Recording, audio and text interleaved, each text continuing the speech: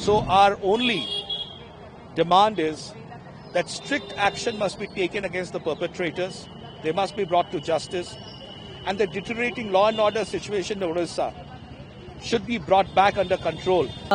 सरकार की विफलता इसमें जरूर कहूंगी, क्योंकि रोज इस तरीके के त्रासदी, रोज इस तरीके के हादसे हम लोग देखते जा रहे हैं। आज 14 दिन हो गया, अपराधियों को गिरफ्तार नहीं किया गया, अपराधी पकड़े नहीं गए। हम मांग करते हैं कि अगर राज्य सरकार अपना दामन साफ करना चाहता है तो इमीडिएटली उनको गिरफ्तार करे।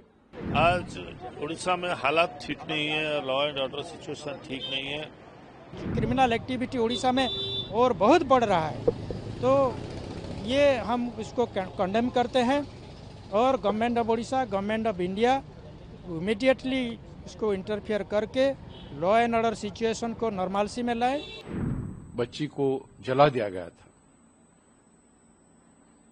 वो दिल्ली के एम्स में भर्ती थी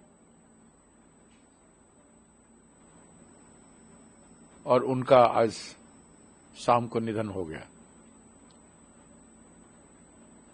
हम उनकी अमर आत्मा की शांति के लिए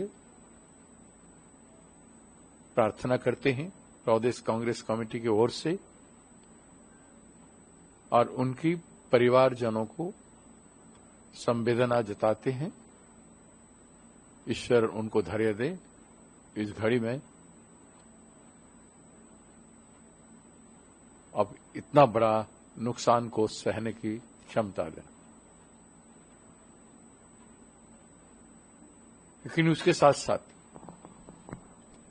आज 14 दिन हो गया, अपराधियों को गिरफ्तार नहीं किया गया, अपराधी पकड़े नहीं गए। ऐसा क्यों हुआ? ओडिशा में बार बार महिलाओं के प्रति बलात्कार हो रहा है। इससे भी और भयानक केस फकीर मोहन कॉलेज में हुआ था, बालेश्वर के। सौम्यश्री खुद को जला दिए थे, आत्महत्या किए थे, ये कहा जाता है, लेकिन पेट्रोल कौन लाया, कौन आग लगाया, ये सारे प्रश्न अपनी जगह पर है। आज तक सौम्यश्री को न्याय नहीं मिला और वो सारा विश्व में और पूरे देश में चर्चा में चला गया, सरकार कटघरे में आ गया और उसके बाद तुरंत ये घटना घटा। इस बलंगा केस को देखना है तो सौम्यश्री के साथ जोड़ के देखना पड़ेगा कि क्यों हुआ है यह अपराध, कौन किया, क्या जरूरत था, उसका पृष्ठभूमि क्या है। इसमें कोई उद्देश्य तो नहीं था। जब बच्ची आई थी हॉस्पिटल में तो कुर्सी में बैठी थी, आप लोग सब यहां के संवादक लोग रिकॉर्डिंग किए थे, छोड़े हुए थे, बात भी कर रही थी, लेकिन उनका तबीयत बहुत खराब है करके उनको लिया गया एम्स। उतना भी बर्न नहीं था, 60-70% में भी लोग जिंदा हुए हैं। अभी तो 2 दिन पहले यहां न्यूज़पेपर में, मीडिया में आया था कि बार बार रिकॉर्डिंग किया जा रहा है पीड़िता का एम्स में। हाँ, स्टेटमेंट उनका रिकॉर्डिंग किया जा रहा है। अगर वो 2 दिन पहले स्टेटमेंट रिकॉर्डिंग देने की स्थिति में थी तो अचानक उनकी जान कैसे गई, ये प्रश्न उठता है, इसमें संदेह पैदा होता है। तो क्या रिकॉर्डिंग वीडियो कैमरा से नहीं करना चाहिए था? अगर किए हैं तो उसको रिलीज करना चाहिए। तो उनका बार बार ये न्यूज क्यों बनाया गया कि रिकॉर्डिंग किया जाए, उनका स्टेटमेंट रिकॉर्डिंग किया गया? वो तो न्यूज बनाया गया क्या दोषियों को बचाने के लिए, दोषियों का नाम नहीं बोले उसके लिए? ये पूरा संदेह के घेर में ये केस आ गया। अभी कांग्रेस ने मांग किया है और कांग्रेस आगे क्या करेगी? इसीलिए हम मांग करते हैं कि अगर राज्य सरकार अपना दामन साफ करना चाहता है तो इमीडिएटली उनको गिरफ्तार करे, दोषियों को, अपराधियों को गिरफ्तार करे, और नहीं करेंगे तो 7 दिन बाद हम डीजीपी ऑफिस घेराव करेंगे और न्याय मांगेंगे। दूसरा प्रश्न ये उठता है कि अगर सरकार गिरफ्तार नहीं करता है तो इसको हम हत्या मानेंगे और इसमें सरकार का कहीं से कहीं अपराधियों के साथ संबंध है, यही मानेंगे।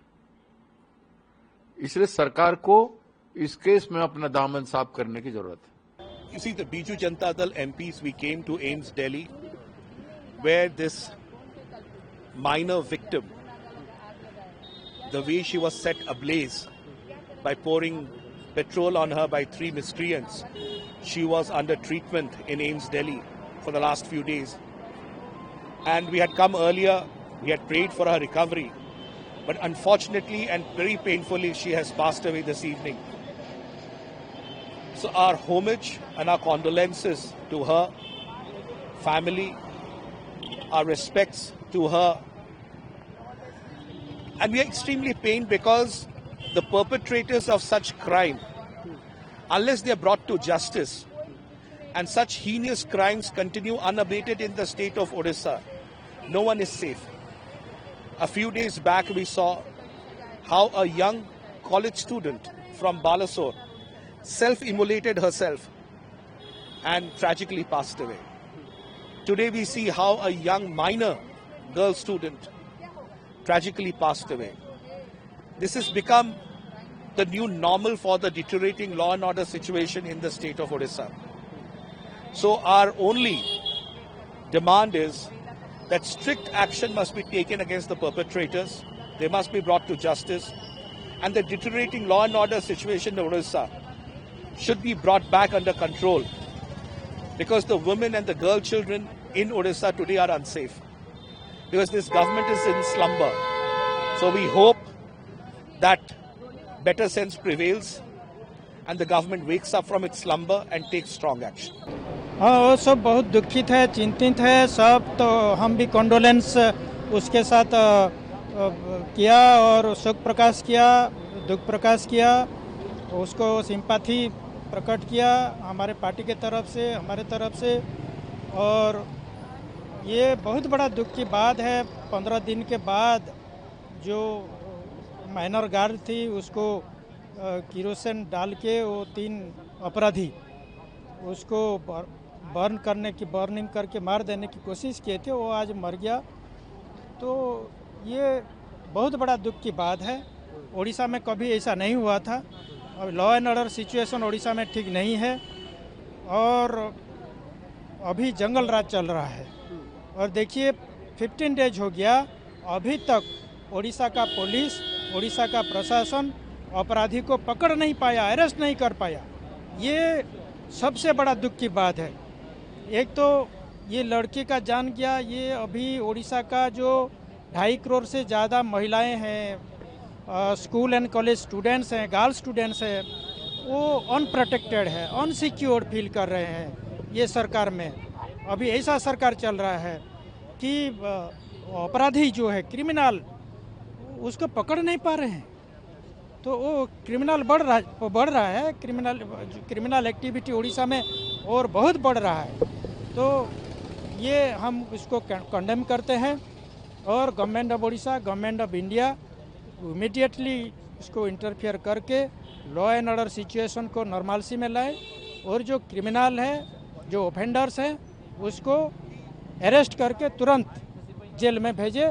नहीं तो हमारे उड़ीसा के लोगों फिर से जोरदार आंदोलन करेंगे और जो लॉ एंड ऑर्डर सिचुएशन होगा इसके लिए गवर्नमेंट ऑफ उड़ीसा रिस्पॉन्सिबल होगा। हम लोग एक ही बात कहना चाहते हैं कि वो जो लड़ाई अपना जिंदगी के साथ बच्ची लड़ रही थी, वो लड़ाई में बच्ची हार गई है।